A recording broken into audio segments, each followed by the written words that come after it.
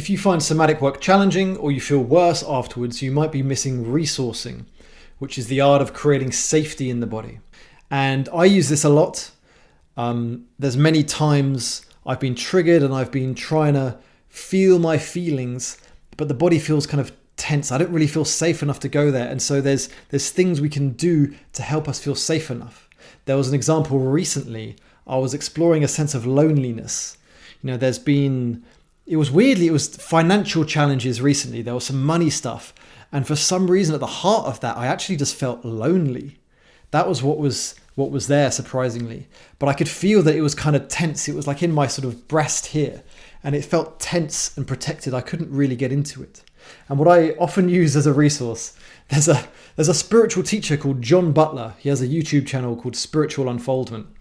He's a beautiful gentleman who just has a really non-judgmental, like loving quality to him. He's not trying to get anything from anyone. And I've listened to his videos for years. And I invite in his presence as like an anchor of safety. And sometimes, I invited him in. I almost imagine like I'm clinging onto his hand like a little boy. And in his presence, it's like, it's okay to be lonely. And it's okay to not be okay with feeling lonely and feel tense and tight in my chest. And there's just something in that presence that just cracks me open. I can feel it a little bit now. Almost like, like I can finally be myself. And it's that bringing in his presence just helped melt that little bit of stuckness that just needed a bit of support, a bit of safety. And the tears just started flooding as this little boy energy of the tears and the loneliness started coming forwards. And I just let myself cry for a minute and then started to feel better. It moved on to wherever it went next. And I found this a really beautiful example of what resourcing is, how the sense of safety can help little parts of us just to feel held like a little child. And then in that, some part of us relaxes and the emotion can come forward. So this is really what safety is. Safety isn't feeling better per se. It's feeling okay to be present with whatever's there and not having to disconnect from it, not having to defend against it, right? So the body does this in many ways. And again, there's really good reasons for this. If you're at school, you're surrounded by bullies. If it's unsafe and you don't want to feel your feeling, you don't want to cry in front of them, it's going to be dangerous. If you're with your family, maybe you've got a spouse who's got a really bad temper and you're working that out between you, you don't want to get really angry at them. It might not feel safe. They might attack you verbally or even worse. So there's a very, very good reason why our body doesn't, protects us from situations that feel unsafe. But sometimes it is safe, and nevertheless, the body still is programmed, anger is unsafe, sadness is unsafe. It's that defense is not appropriate or is a little bit over the top. And that's where resourcing comes in. So safety is not feeling better. It's again, the ability to be present with what's here. And why it matters is that nothing shifts without safety. Just like if you're in that situation with bullies, you wouldn't be able to cry. You'd feel very frozen and stuck. That's your defense. But if you leave and go somewhere to really good friends, right? And you suddenly, your whole chest melts. Suddenly the tears come and you can feel upset or scared or whatever it is. That's the difference of safety. And it makes a huge difference into helping our nervous system to allow difficult emotions to come through and to regulate itself. So resourcing specifically is the art of creating islands of safety in the body. And there's different approaches you can do for this. The best is just another human being who you feel really safe with. That's the best. If you can go and find another human being and hold on to them, you're doing well. But sometimes that's not available, or it needs to be supplemented with a little bit more. And that's what we're going to sort of explore. And how it works is, again, it doesn't just magically make you feel better. What it does is it almost provides a bit of space or contrast. So say I had my loneliness in the chest and there was the tightness. If I'm just concentrated on that, my mind's super focused on that, and there's nothing else but that pain and my resistance to it.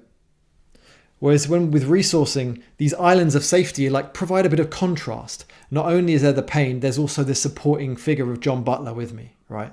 Or if I'm feeling my feet on the ground, not only is there the pain, there's also the solidity of the ground beneath me supporting me. Or I can breathe into that part. I can feel the breath adding something new. It's like there's a bit of a contrast. There's the pain, but there's some support. There's one holding the other, and that just helps it to, the pain to melt more easily. So let's jump into 7 ways to resource. There are infinite ways, but these cover some of the major categories. The first one is probably just a very simple one. It's called orienting, which is where you just start to come into contact with your environment. So sometimes it can feel too much to go straight into the body, into connection with that. So we want to become present, but through a doorway or a gateway that feels manageable. And your environment can be that. So I've got a piece of art on the wall over there. And I just start looking at it, start noticing the colors, the shapes, the patterns. By bringing my attention to it, I'm getting present, but away from the dysregulation of the body. Then I might look over there. I've got a guitar hanging on the wall. I can start to look at that. There's another painting over there. Again, and you can take as much time as you want. The key is just to find something that looks pleasant or interesting, and just to use that to really notice, like it's a game. Like you're trying to, compete with yourself to get really curious about what's there. The second one is touch.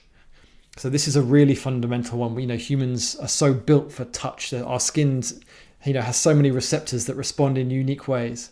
My favorite, as you may have heard on this channel many times, is, maybe a couple of hands on the heart, or one on the heart and one on the belly. Squeezing your arms is a good one, and just releasing. Or stroking from the top down. Or you can hold the forehead and the back of the neck. That can be quite regulating and grounding, feels very supporting. With each of these, just stay there for a while, a minute or two, just noticing the simple pressure and weight. You can imagine you're just like holding a really good friend or a little child with your hands, and bring that kind of caring energy to yourself. And just the touch, your hands affect the electromagnetic fields around you and actually influence your body that way. That's how it helps to regulate you. You can, with touch, you can bring a hand to support wherever feels emotional as well. If you've got sadness in your belly, you might, I know you can't see it on camera here, but I'm bringing my hands to the belly, where I feel that, and supporting it that way. If there's tension in the shoulders, you can put your hands, rest them on there. And that can help that part feel supported. The third is grounding. This can be particularly good if, there's a lot of energy in the head, up top, lots of fight or flight. Find something in your experience that feels solid, stable, calm. This could be your feet on the ground. It could be the space around the body. That's a really good one that I like. There's infinite stillness all around you. Can create a really good contrast to the activation in the body. You can feel the stillness in the space holding that activation, one within the other. Or you might be sitting down and you can notice like your butt, your legs, your lower back supported. And those points of contact feel really solid and stable. These are just some examples. And again, you just rest your attention there. The fourth one is the breath. So this doesn't work with everyone. For some people, manipulating the breath doesn't feel so great. So just feel into this for you. But you can do a couple of different things with the breath. You can have a regulated breath rhythm. So you might do 4-4 breathing, in for 4, out for 4. You might do 4-4 with a bit of a break. So you breathe in for 4, hold it for 4, breathe out for 4, hold it for 4. That's to kind of calm things down a little bit. Hold.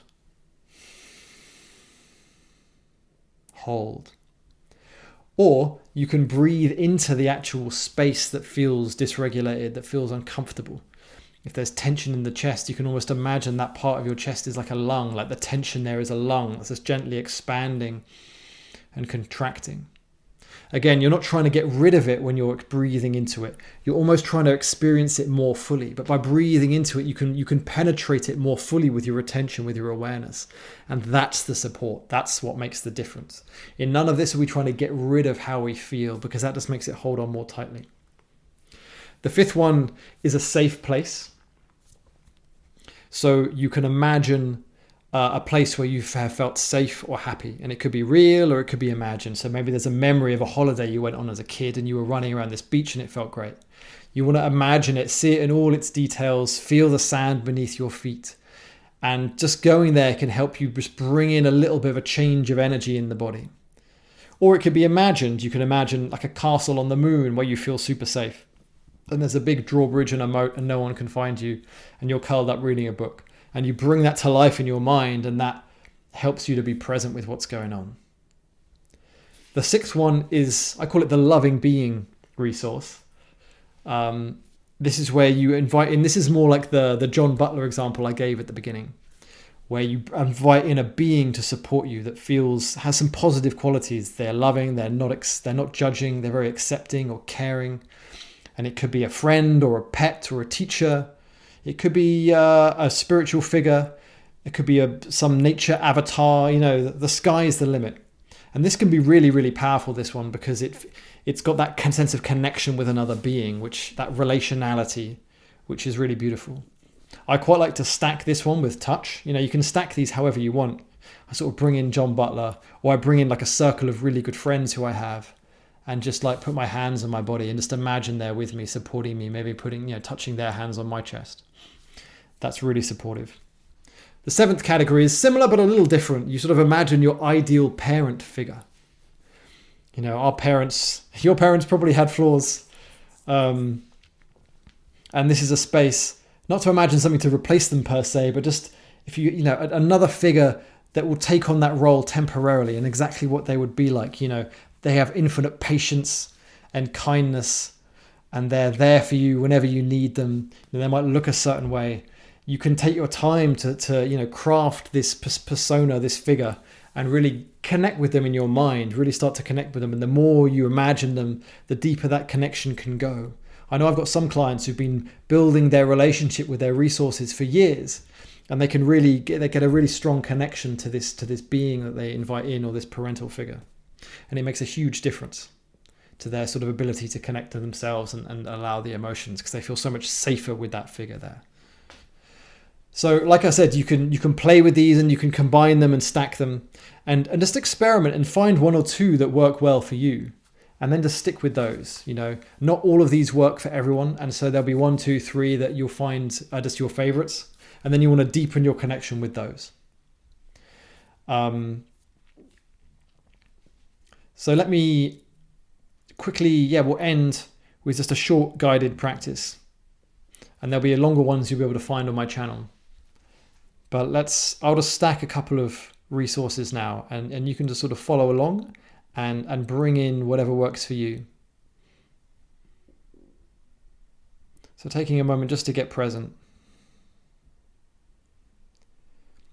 And I noticed that, like in my left chest, in that same place, this is where I always feel it. There's a little bit of tenderness and tension from like a bit of a trigger that arose earlier. So I'm going to want to support myself to be with that. So I might just gently put a hand on it.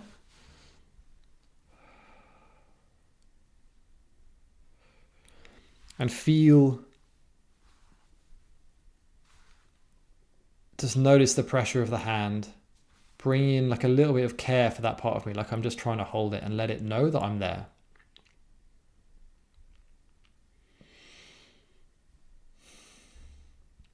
And you just want to take your time here. There's absolutely no rush. If we start to rush this to try to get somewhere, it starts to feel unsafe.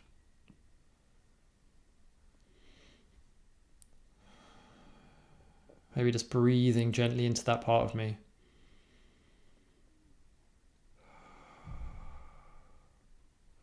I notice it comes a little bit more alive as I do that.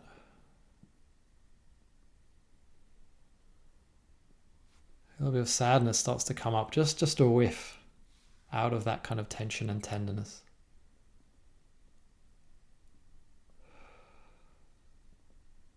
Starts to spread more around here. Then I could stay with this. I might invite in John Butler. You might take yourself to a safe place. Maybe you can hear the waves of a beach. Maybe there's a good friend with you, just puts their hand on you. Maybe it's a tree where you feel safe and you're sitting at the base of it and it's just sort of holding space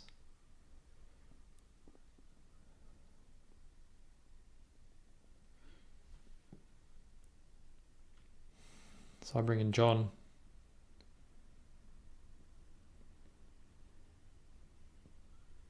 And he's happy to let me sit next to him.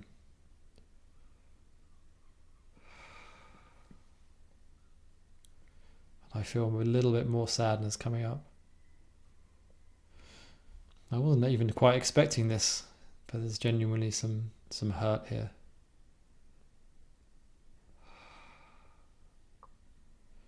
So I just keep my attention with it. Maybe invite it gently to expand a little bit, holding it with my hand, feeling John's presence.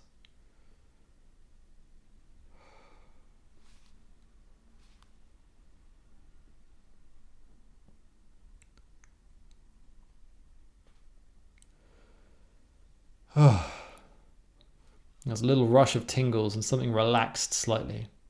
It still feels kind of the same, but I can tell a little edge of something was processed there. So I think I'll leave it there. That gives you a little bit of an idea.